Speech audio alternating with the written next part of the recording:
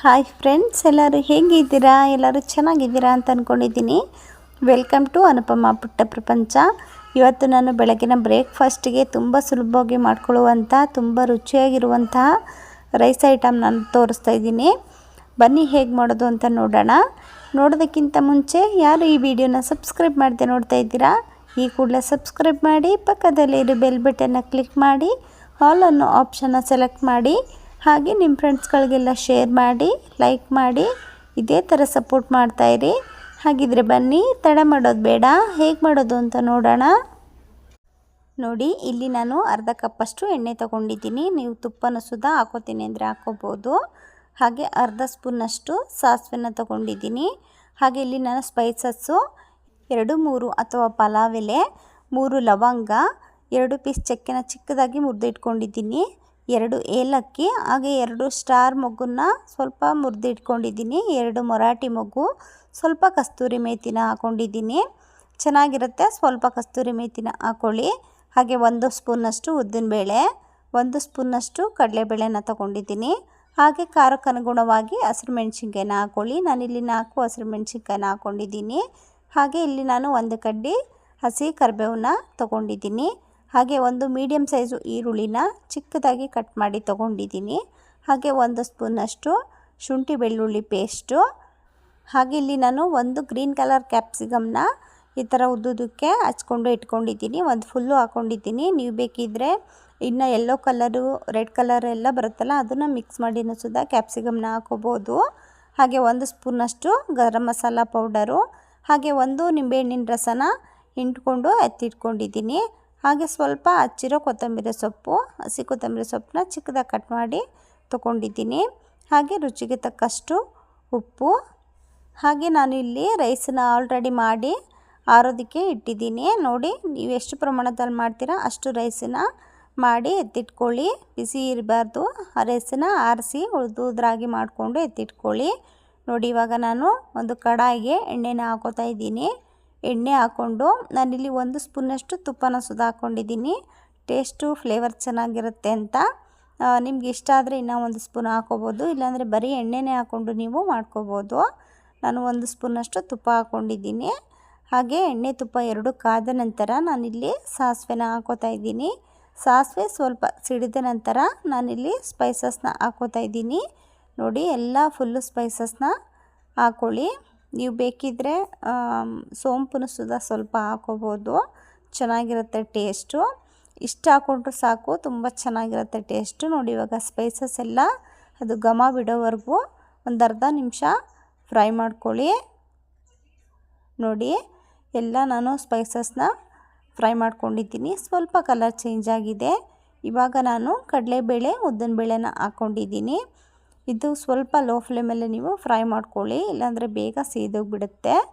ನೋಡಿ, ಕಡಲೆಬೇಳೆ, ಉದ್ದಿನಬೇಳೆ ಇದು ಆಪ್ಷನಲ್ಲು, ನಿಮಗೆ ಇಷ್ಟ ಇದ್ದರೆ ಹಾಕ್ಕೊಳ್ಳಿ. ಈ ಥರ ರೈಸ್ ಐಟಮ್ಗೆ ನಿಂಬೆಹಣ್ಣನ್ನು ಯೂಸ್ ಮಾಡಿದಾಗ ಈ ಥರ ಕಡಲೆಬೇಳೆ, ಉದ್ದಿನಬೇಳೆನ ಹಾಕ್ಕೊಂಡ್ರೆ ತಿನ್ನೋವಾಗ ಸಿಕ್ಕಿದ್ರೆ ತುಂಬ ಚೆನ್ನಾಗಿರುತ್ತೆ. ಅದಕ್ಕೋಸ್ಕರ ನಾನು ಹಾಕ್ಕೊಂಡಿದ್ದೀನಿ. ನಿಮ್ಗೆ ಇಷ್ಟ ಇಲ್ಲಾಂದರೆ ನೀವು ಸ್ಕಿಪ್ ಸುಧಾ ಮಾಡ್ಕೋಬೋದು. ನೋಡಿ, ಇವಾಗ ನಾನು ಹಸಿರು ಮೆಣಸಿನ್ಕಾಯಿನ ಹಾಕ್ಕೊಂಡಿದ್ದೀನಿ. ಕಡಲೆಬೇಳೆ, ಉದ್ದಿನಬೇಳೆ ಸ್ವಲ್ಪ ಕಲರ್ ಚೇಂಜ್ ಆದಮೇಲೆ ಹಸಿರು ಮೆಣಸಿನ್ಕಾಯಿ, ಕರ್ಬೇವಿನ ಸೊಪ್ಪನ್ನ ಹಾಕ್ಕೊಂಡು ಇವಾಗಲೇ ನಾನು ಈರುಳ್ಳಿನ ಸುಧಾ ಹಾಕೋತಾ ಇದ್ದೀನಿ. ಹಾಗೆ ಶುಂಠಿ ಬೆಳ್ಳುಳ್ಳಿ ಪೇಸ್ಟನ್ನು ಸುಧಾ ಹಾಕ್ಕೊಂಡಿದ್ದೀನಿ. ಇಷ್ಟನ್ನು ಹಾಕ್ಕೊಂಡು ಚೆನ್ನಾಗಿ ಫ್ರೈ ಮಾಡ್ಕೊಳ್ಳಿ. ಶುಂಠಿ ಬೆಳ್ಳುಳ್ಳಿ ಪೇಸ್ಟ್ ಎಲ್ಲ ಹಸಿ ಸ್ಮೆಲ್ಲೆಲ್ಲ ಹೋಗಬೇಕು, ಅಲ್ಲಿವರೆಗೂ ನೀವು ಸ್ವಲ್ಪ ಈರುಳ್ಳಿ ಒಂದು 50% ಫ್ರೈ ಆಗೋವರೆಗೂ ಚೆನ್ನಾಗಿ ನೀವು ಲೋ ಫ್ಲೇಮಲ್ಲೇ ಫ್ರೈ ಮಾಡ್ಕೊಳ್ಳಿ.